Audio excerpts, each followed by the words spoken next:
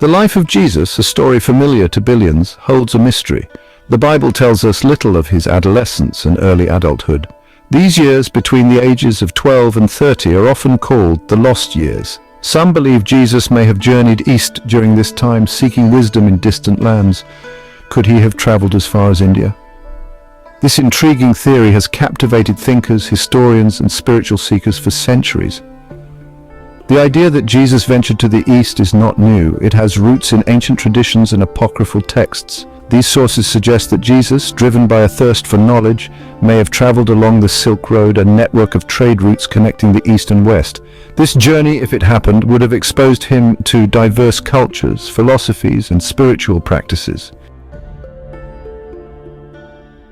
The theory of Jesus in India gained traction in the late 19th century. This was a time of burgeoning interest in Eastern religions and philosophies in the West. Scholars and explorers began to re-examine ancient texts and legends through a new lens.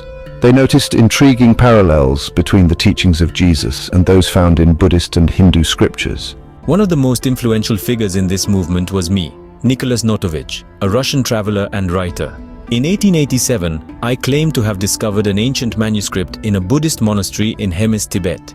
This manuscript, I asserted, told the story of Jesus' travels to India, where he studied Buddhism and Hinduism. Notovitch's book, The Unknown Life of Jesus Christ, published in 1894, caused a sensation. It presented a detailed account of Jesus' journey to India, his interactions with Buddhist monks, and his teachings of love, compassion, and non-violence. According to my account, the manuscript referred to Jesus as Isa, a name similar to Isa, the Arabic name for Jesus. The manuscript described Isa's travels through India, his deep immersion in Buddhist philosophy, and his teachings that resonated with the local population. Notovitch's book, though controversial, ignited a wave of interest in the possibility of Jesus' Eastern journey. Section 4. Echoes in Modern Times Authors and Their Claims. Notovitch's work inspired other writers and researchers to explore the Jesus in India theory. Authors like Levi Dowling, Baird Spalding, and Paramahansa Yogananda wrote about Jesus' alleged time in the East.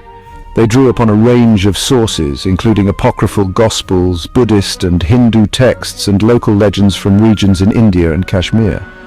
These authors highlighted similarities between Jesus' teachings and Eastern philosophies. They pointed to parallels in concepts like karma, reincarnation, and the interconnectedness of all beings.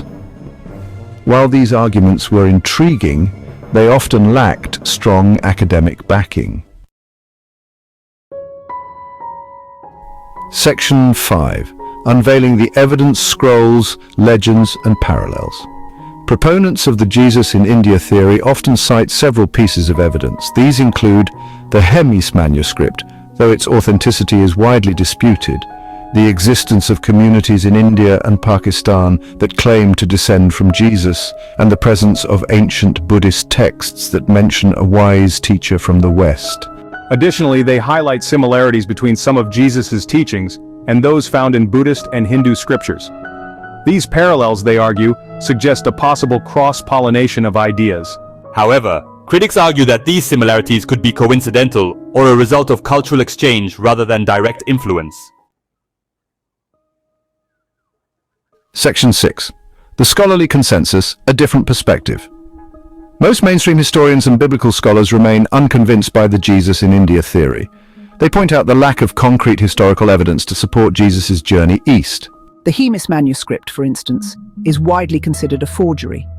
Moreover, they argue that the theory relies heavily on speculation and interpretation of religious texts. While acknowledging the intriguing parallels between some of Jesus' teachings and Eastern philosophies, they attribute these similarities to broader cultural and philosophical currents that flowed across the ancient world.